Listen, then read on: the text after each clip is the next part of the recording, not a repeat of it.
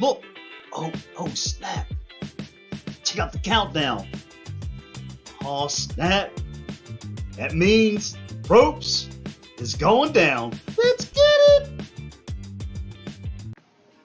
A talent who's put in the work in wrestling, from commentator, ring announcer, and former wrestler, which has led to being the elite referee he is today for AEW.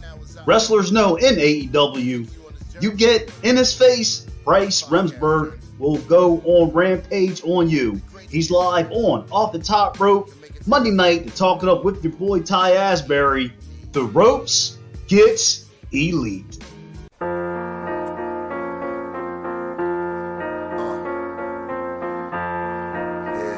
The Ropes Media.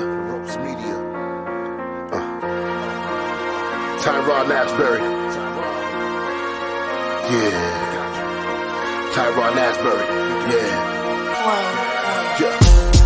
Every chance you get to hear us, you clear us. It's the time on the radio. My opinion's my opinion. Every time you hear me now moving out, right on the stereo. Every podcast. What is up, everybody? It's Monday night. You know what's going down off the top rope. Of course, is prime time. I'm going to say this. Everybody knows the reason why. I'm going to say this. AEW is a well-oiled elite machine. They're referees. And, of course, one of the top referees, my live guest, he is on his game. Of course, you see him every Wednesday night on AEW Dynamite and Friday night on Rampage. The one, the only, my man, Bryce Remsburg is in the house. Bryce, my man, what is up? I'm happy to be in the house. I'm happy to be in any house, but exceptionally your house this fine evening. Thanks for having me. Thanks for the kind words, and thanks for thinking to have me on your lovely podcast. It's great to be here. You know, Bryce, I gotta say, man, you know, dude, I mean, you do AEW. I mean, you're doing big things there. I'm definitely proud of you for what you've done, man. I'm a huge fan. You got indie shows, family man, dude. How do you have time yourself, or that's not such a thing when it comes to being Bryce? That's not such a thing. I do, I find myself in hotel rooms by myself, and it's oddly peaceful and calm. I find myself on airplanes when I can't be reached as easily. I'm also the travel manager for AEW, so part of my job is to kind of have my phone in my pocket at all times. And if, the right person calls, if Tony calls, if Chris Jericho calls, or Sting calls, like I answer the phone. So a lot of my job is having to kind of be on guard a lot of the time. So I have, so when it's not a travel night, I'll put my phone on Do Not Disturb and try to get some sleep. When I'm, on the road and I'm not around my kids, I try to sleep in and catch up, so I can be, a present, awake parent when I get home. And, I like being on planes and not being able to be reached as easy. That's kind of like I'll just read a book or I'll watch a movie or just kind of like let my brain descend a little bit, and it's a good feeling. Bryce, man, like I said, you got TK hitting you up, Jericho, the whole. I mean, I never knew this, and you learn something every day in life. You take care of the travel arrangements for AEW, and man, you got to give yourself a round of applause. Man, you should. Go ahead, man. Come on, man. Thank you. I have a whole team that works with me, but I do oversee the department. Bryce, you of course. I'm a fan first and foremost. You got fans all around the world, and tonight, being on the ropes, what do you want fans to know first and foremost tonight about you and what you want to get better at in wrestling? Because you're great already, but we all know there's always improvement for everybody in what you do. So what's one thing in wrestling that you want to know your fans on? Guys, I'm going to get better at this. I think I'd like to become a little more comfortable as a television referee. I was an independent wrestling referee for 17 years. I feel like I had, done it all and seen it all, and I kind of got my my bachelor's degree, so to speak. And then when I went to AEW, I was starting my master's program. So, the first, the pre-pandemic Dynamites, which there were only 23 of, 5 months Dynamite was on before the pandemic hit. I did not feel like I knew what I was doing. I felt like I was, off in the deep end. I very rarely had a main event or a big match with a lot of time or a lot of commercials, etc. And then during the pandemic, we were doing, shows in Daly's Place with no fans or very few fans. We were doing taped shows, and the stakes became lower. And I feel like I really got reps and started to feel comfortable in my own skin in those low intensity situations. So when we were back on the road in July of 2021, which we've been every week here since for the last 14 months and counting forever, I feel like I am better prepared for these bigger situations, and I feel like I've been getting bigger matches. I've been having more opportunities, been doing, matches with 3 commercial breaks and these big complex things. And I feel more comfortable out there, but I think I could get a little bit better at just, I find it's hard to be present in the moment because there's so much going on, and I don't always, like take in the crowd or whatever's going on in that outside of my exact purview. So I think just more reps and more different experiences, and I want to have a more eclectic referee resume. I want to do, if there's 2 out of 3 falls match, there's an Iron Man match, a 60 match, whatever it is. I want to do every different kind of match in the whole world so I can have the most eclectic, expansive referee resume as anyone, if that makes sense. And dude, it makes absolute all the sense in the world tonight here on Off the Top Rope. And you touched upon one thing I want to ask you about, and it may be different with other referees, but of course, you're just as important as the wrestlers in the match. I mean, you're there too, and fans look at what you're doing. And when you're in a match and you're like right in the thick of things in an AEW ring, do you kind of take in with the fans or you're just so like worried about the action? I mean, it may be so worried about the action. It's tough. Sometimes during, there's a commercial break before my match, or if we have, they're showing a video package in the arena, have a minute to like kind of loosen up a little bit. Justin Roberts is really, really great at what he does, making everybody feel at home and engaging the crowd during breaks and everything. He's just amazing at his job. He's fun. You have to go to a live event to really take it in and see how great he is. But I feel like I am a little too, not nervous, but worried about the task at hand. And I wish I could have more time to appreciate that sort of stuff. So where in the world are you? I actually am in, of course, upstate New York. I'm in the mountains. So, but you talked about going to AEW Live. Bryce, I went to my first AEW show in my old, I grew up around the Philly area, but I went there a lot and I lived there for 2 years. You guys came to Atlantic City for Dynamite. In February. Dude, I had the most fun in the world. Tony Khan came out, Justin Roberts had the crowd pumped. And I told my wife sooner or later she got to get her AEW cherry pop and go to a show. Dude, next time y'all go to AC, I'm making a travel again. I had the most fun ever, man. I mean, you guys do a great job of keeping the fans involved. And the dude from where I live, 4 hours in New Jersey, I do it all over again. And I had a great time. So you, TK, all you guys, I had a fun time, man. So thank you guys for that. That's great. That's really kind. That's really good feedback. Thanks for sharing that. I imagine we'll end up back in Atlantic City at some point. That's the home of WrestleMania 4 and 5 there. That's the old Trump Plaza there. Yep. Yeah. WrestleMania 4 and 5, and I was a young kid, but my grandfather went to both of them. I was always jealous, but years later on, he helped me out and he took me to SummerSlam 90 at the it's gone now, and I love the place, the Spectrum.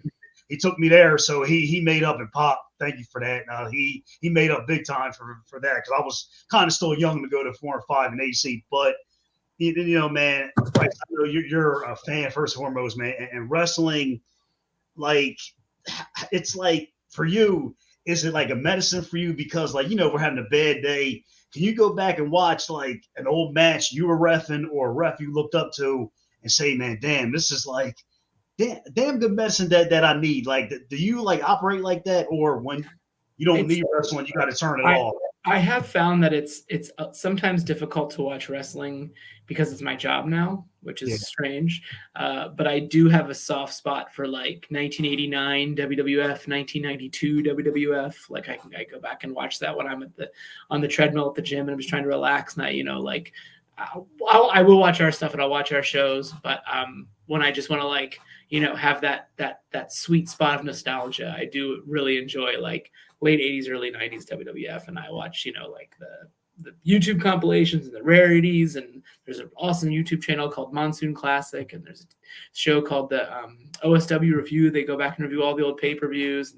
I'm all about that stuff. So I was actually just watching the 1989 Royal Rumble this morning. It's just like, or I love a good documentary too. I love a good biography or documentary about wrestling. I caught a little bit of the like A&E thing about Lex Luger. It was really interesting.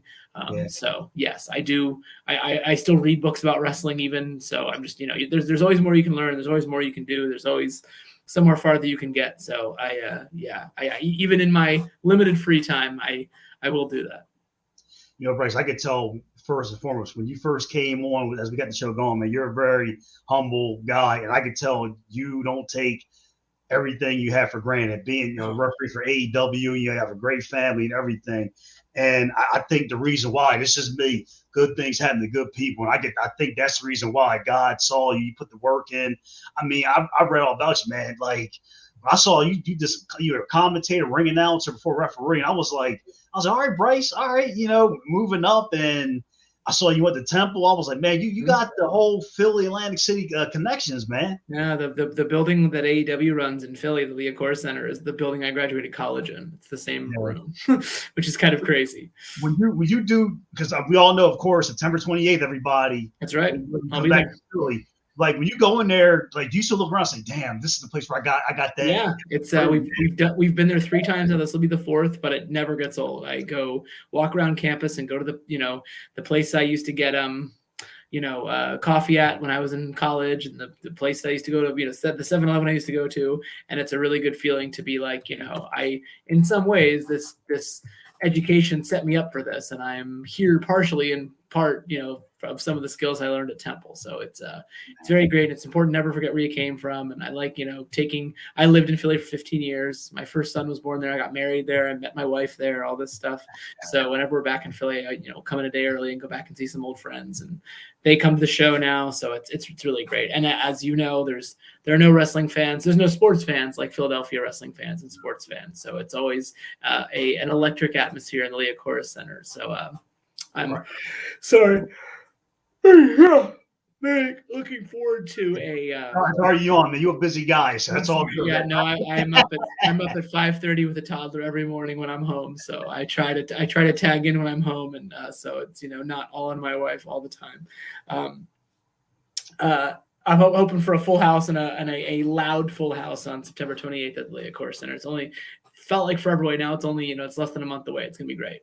Very, very excited for a big week in Chicago coming up here too. Chicago's big, all out this Sunday. We're going to talk about it later on in the show. But everybody, September 28th, Liacouras Center, Philadelphia, PA, AEW ticks.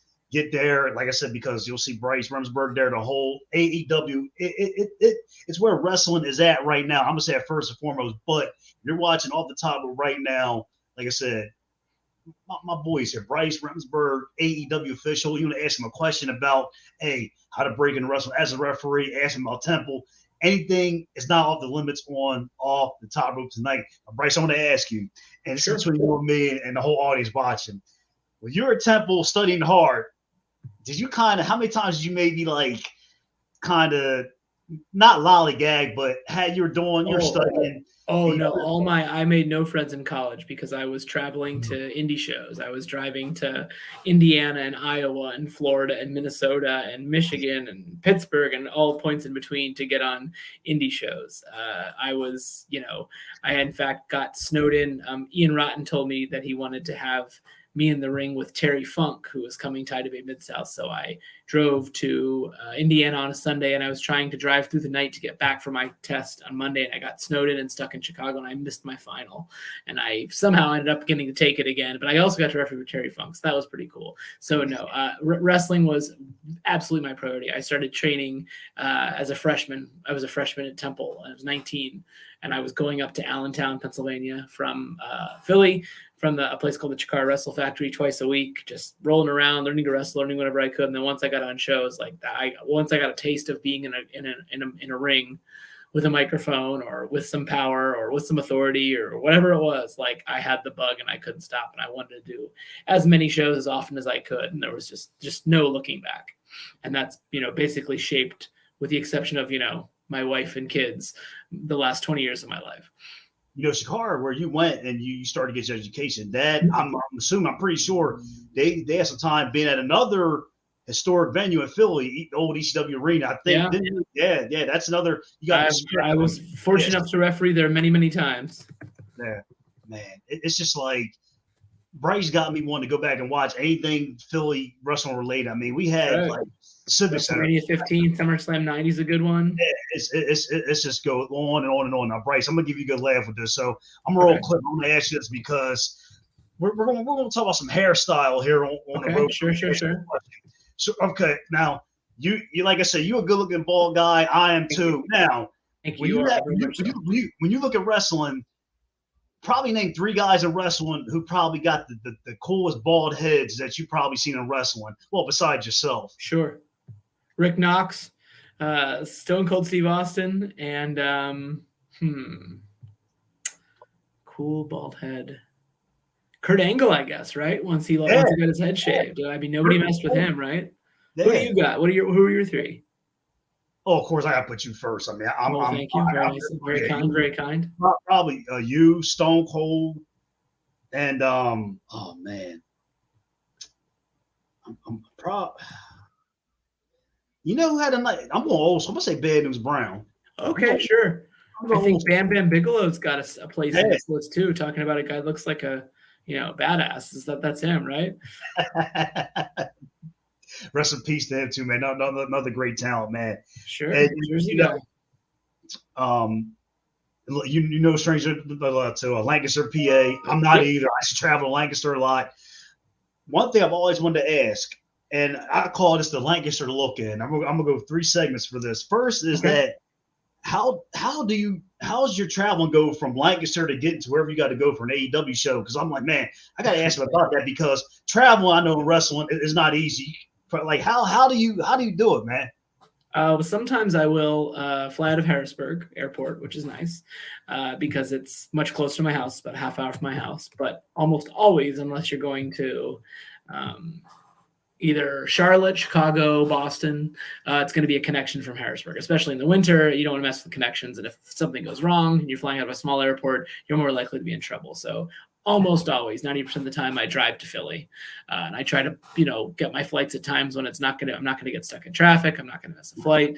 And luckily, Philly's a hub. I fly American, and there's, if I miss one flight, there's usually another one. They can figure it out. I have status with the airlines. They are, I'm most safe at Philly. On occasion, I'll go down to Baltimore if I can get a direct flight somewhere. But yeah, it usually involves 90 minutes to the airport, on a travel day when I need to be, on guard. And then the worst is getting home on Thursday, landing at the airport. Sometimes there's a delay, sometimes there's whatever. And I finally get home and I have to, then sit in traffic for an hour and a half, which is brutal. So, but I get the job done. I've never missed a show. I took a month off when my son was born, and that was during COVID anyway. So I didn't feel too bad about it, but I somehow, some way I get there. Most of us fly on Tuesday nights. So if there's any problems, Tuesday afternoon, Tuesday night, and then if there's any issues or problems, we still have Wednesday as a backup. So on occasion, if I'm really close, I'll fly Wednesday morning, or if I'm going somewhere I know I can get another flight. But more often than not, everyone flies on Tuesday, so there's a backup plan, especially because the airlines have been a little higgledy-piggledy this summer. I don't know if you've heard. Yeah. But Bryce, I should have told you from the top of the show. My apologies. You guys during the pandemic, a lot of promotions did good, great. Some struggle with it, not being able to have fans and capacity. But you guys, for AEW, you took wrestlers as the audience. I think you guys are number one and still doing a damn good job. And you guys, even pay-per-views, because you had them at Daly's place, and you guys held it down, man. Me and my wife talked about that, and you guys, you still kept it going, man. And all applause in the world for you guys for doing that, man. I really appreciate that. That's very kind of you to say. It was a crazy, bizarre time, but there was some legitimate, I never missed a paycheck. I got a raise during the pandemic. I got a promotion during the pandemic. I'm very, very, very lucky. Tony took very good care of us, and he takes a lot of pride to this day about making sure, not only did we maintain our crew, we added to it during the pandemic. He, did a lot for independent wrestling during the pandemic and kept a lot of people, busy and with jobs and such. And that's, that's not nothing. So, I think forever there'll be respect for that, for what he did for not only AEW but for independent wrestling in the pandemic. And it was weird and it was, odd being in this empty amphitheater, but we were so fortunate to have an amphitheater we could perform in. Tony literally owns it, so that was a plus. And we got to be very familiar with the staff at the Hyatt Regency in Jacksonville where we would stay back in those days. And for all that was crazy and weird, it was a release because, my wife was a teacher. She was working from home. She wasn't seeing anyone. She was going crazy. I got to go travel. It was scary. It was weird, and especially before vaccines. But I got to go to work and see my friends and do my job and go out in the world. And when it was, January and February here in Pennsylvania, it was, January, February in Florida, and I go for walks outside, get outside and get fresh air and clear my head, in a really stressful, weird time. So I will always have these bizarre fond, which is a weird thing to say about a global pandemic, but fond memories of our time in Jacksonville. And the ones of us in the crew that were there then, we definitely have a bonding experience because we were like kind of, in the trenches together, I suppose you could say.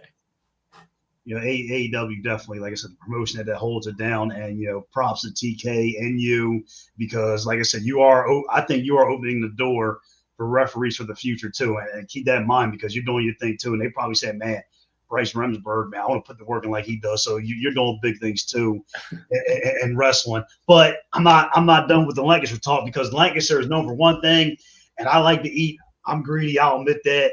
Now, before you leave Lancaster, hit the road. What's one place in Lancaster you got to get some food that you love before you hit the road? Oh my goodness! Well,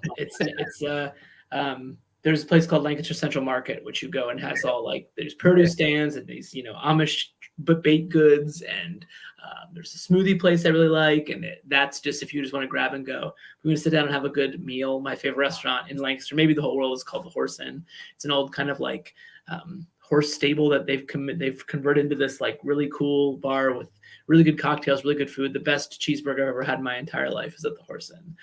So I recommend to any and all that ever want to experience that, the Horse Inn is the place to be.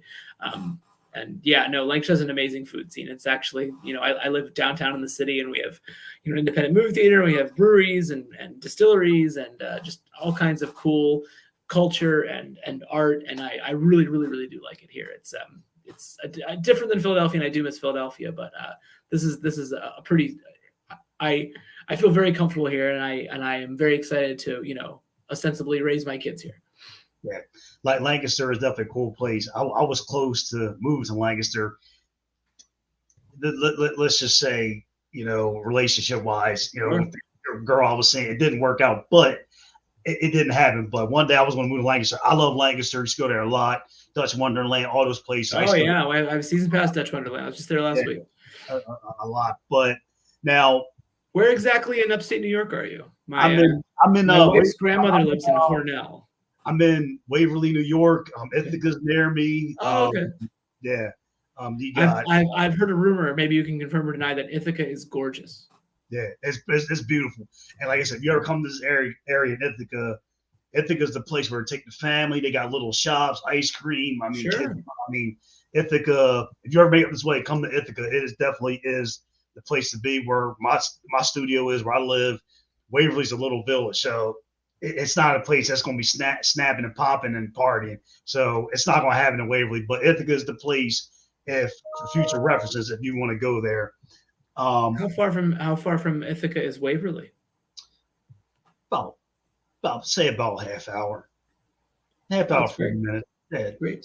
It's not too bad. So, but now Lancaster, Bryce, how is Lancaster in terms of when you look at the wrestling scene in Lancaster? Because is Lancaster real big, like as far as indie wrestling, or is it maybe the outer areas that fans in Lancaster travel to get see a wrestling match? I do think that Lancaster is an untapped talent for independent wrestling. I promoted one Chikara event here at a venue called Telus 360, which is a great venue for wrestling. It's like the concert venue right downtown, and it was a charity event. And it was this huge success. It was awesome. It was amazing. And then AEW started, and I just had no time or energy. And then my second son was born, and I had a baby, and so I have a lot of appreciation and respect for those who promote independent wrestling because it's a lot of work and it requires a lot of time and a lot of energy.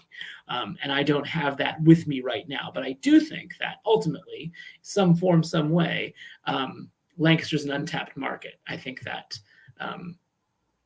there could become a day where someone could, do really clean up here. There's a lot of kids here. There's a lot of hipsters here. There's a lot of cool venues and spaces. And I think there's a desire for it. We had a independent event at the local baseball stadium last week. And it's like Rob Van Dam was here and, 600-700 people came out. It was awesome. And there's an appetite. There's a hunger. A wrestling school just opened here in town. So like, it's there, and I have some ideas as to how to like better encapsulate it. I just don't have the time and energy right now. I don't know that I will anytime soon. So I'm hoping someone else does, because I'd love to be a part of it in some form or fashion. Because I think Lancaster's great. I think independent wrestling's great, and I think somehow, some way, maybe it'll all work out. But yeah, I think it's, when I was a kid, we were going to the Hershey Park Arena. I saw, the first event I went to, I was 8 years old. Hulk Hogan wrestled Ric Flair. It's kind of all been downhill from there. So that's how I got the bug. That's how I got hooked, was when I was 8. Hulk Hogan, Ric Flair, Hershey Park Arena. So. Yeah, well, I know they put the Giant Center. That kind of took away the Hershey Park Arena. Yeah, it's cool, but it's not the same. Yeah. Now, Bryce, like I said, we're going to go through some little clips here on the show to end out the rest of here on Off the Top Rope Monday night. And you had a busy weekend. And when you see these pictures, you're going to say, oh, yeah, it was the bomb. So, of course, when you look at these, you had a busy weekend. So you had, of course. Yeah, I want to ask you about this. When you look at these two pictures, what are you feeling, man? Because I wish I could have went. They look like, you had Eddie Kingston. No, yeah. How was that? A lot of us started out, we trained in Chikara, which is Allentown, which is about 10 minutes from this venue here. This venue, it's like a artsy, they have concerts and stuff. And this was their first time ever having wrestling there, and it was sold out 800 people. Saturday night, bar was open and was having a good time. No one was too far from the ring. A lot of old friends I got to see, and it was just a great, wonderful event. Eddie trained there, and he gave a lovely speech. Basically said, Eddie the person was born in New York, but Eddie the wrestler was born here in the Lehigh Valley of Pennsylvania. And said when he wins the world championship, he's going to bring the belt back because it belongs to all those people too. It was very Dusty Rhodes-like speech, and I, got a little emotional myself. So hopefully one day I'll go with Eddie and I'll watch him take the world title back to Lehigh Valley. But it was a great night. There was a charity aspect. I just saw a lot of my old friends. It was just a wonderful, wonderful way to spend a Saturday night. And I think that people at the Lehigh Valley Apparel Creations, which is kind of a t-shirt company who also now promotes wrestling events, they've done shows at breweries. They do shows at drive-in movie theaters. They do shows, small shows, big shows. They're really up on the rise in the Lehigh Valley, and they're, kind of the spirit of Chikara is still alive with them. So I, anything for them, I'll do. And that this show was an absolute pleasure. I would have paid to be on the show. It was such a great time. That's cool. I like how they're taking. I think sometimes the atmosphere can really help a promotion. They're taking their wrestling shows and put them in a drive-in movie theater, which I've never heard of that. I think that was kind of a pandemic forced hand thing, but it was really cool. Yeah. Now this next clip. This guy, I say he's the guy that has made wrestling fun again, and he's brought a lot to wrestling, and I respect the hell what he's done. And if you could take this clip, how would you describe this man? TK? The word would be passion. Nobody loves or thinks about wrestling as much and as intensely and as passionately as Tony.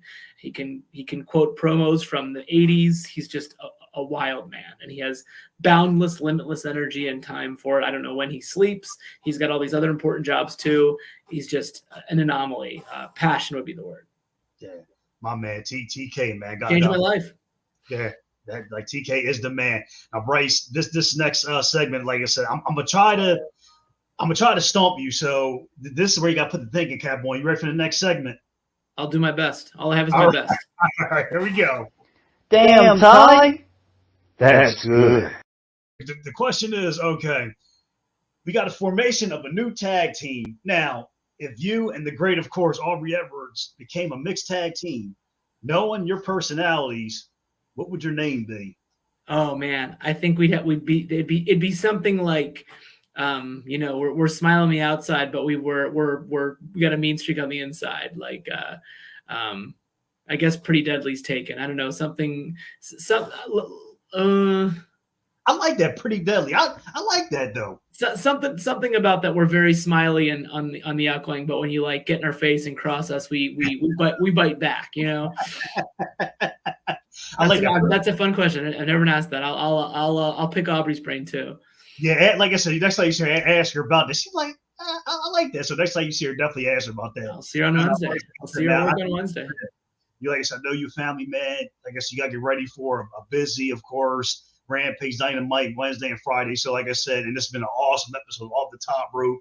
And like I said, you are a genuine good dude. So to end out the show, I want you to slam and promote the heck out about what you got coming up next.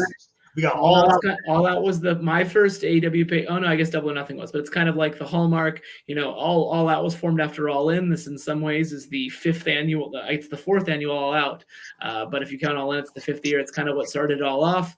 It's going to be in Chicago. CM Punk is now the former AEW World Champion. He's from Chicago. I'm sure he'll have a presence on the event, and I think it's going to be a great night. AEW. I mean, there are a few certainties in life. Death, taxes, and AEW over-delivering on pay-per-view. Every time it's a pay-per-view, it's AEW pay-per-view event, it's you get your money's worth, you get more than you paid for, be it live or on pay-per-view, and I think Sunday night in Chicago will be no different. And dude, I'm going to say this real quick. Forbidden Door, you got to tell TK, y'all kicked ass in that Forbidden Door too. That was crazy. That was a wild night. Dude, I loved it. Me and the wife, we're excited for All Out this Sunday. And do you have any other projects you're coming up? Any indie shows? You got some stuff coming up, man. I'm doing a seminar on indie show in Harrisburg, Pennsylvania, actually on October the 15th, when we get back from Toronto. So that's going to be a great time. It's the Zembo Shrine. I'm really enjoying doing seminars. Just one in Cleveland last week. I just kind of talk about the unheralded, non-physical roles of wrestling. So be excited to pick some more of those up here in the fall and winter. But again, I have enough on my plate. I'm a very busy man. I'm very fortunate to all the blessings I have. So, just keep supporting wrestling, support independent wrestling. If there wasn't independent wrestling, there wouldn't be an AEW. I mean, AEW is built on the backs of DIY, the Young Bucks, Cody Rhodes, Kenny Omega, guys like Colt Cabana, Orange Cassidy, Eddie Kingston, on and on and on. These guys that just hustled for years and years and made wrestling their lives and made it able to be a part of so many other people's lives. So support independent wrestling. Well, the biggest thing about it is Bryce. Like I said, it's an honor to see you every Wednesday night, Friday night on my TV. So thank you as well. You and Aubrey, you guys are a big part of that too. So always remember that. I appreciate that. That's very kind of you to say. Like I said, thanks for all you guys. And the last question, like I said, before you get ready to roll too, of course, Dynamite on Wednesday from 1 to 10. Would you ever come back on Off the Top Rope again so we can party it up and talk about wrestling, man? Cool. I mean, I'm going to go a solid 9.995. Thank you, my brother. Fair enough. Thank you, Ty. Thanks for your time, and I really appreciate you thinking of me. And I hope you'll be watching on Wednesday, Friday, and Sunday. I'll definitely be watching. Like Hopefully I said, we can come to Syracuse or Binghamton or something one of these days. Dude, y'all, like I said, y'all tell TK y'all gotta come to Binghamton, Syracuse, because when we see it on the bottom of the screen, me and my wife we're going, man, because she got to go to a show. So sounds like a plan. Hopefully we can make that happen sometime soon. Ladies and gentlemen, I'm gonna say this: when somebody comes up to me and says, "Ty, who's the best referee in wrestling today?" You say Aubrey Edwards. Well, it's like an equal thing. But I'm gonna say Bryce. Well, thank you very much. That means a lot to me, Ty. I appreciate your words and your energy and your time. And give your wife my best, please. Thank you, my brother. Bryce Remsburg, everybody. My guest is live on, of course, Off the Top Rope Monday night. Tonight, of course, was Elite. Bryce, my brother, God bless you and the family. All you do. Thank you very much, man. All the best. Thank you so much, man. Have a great night. Off the Top Rope, everybody. God bless. Love yourselves. We're out of here. Peace out.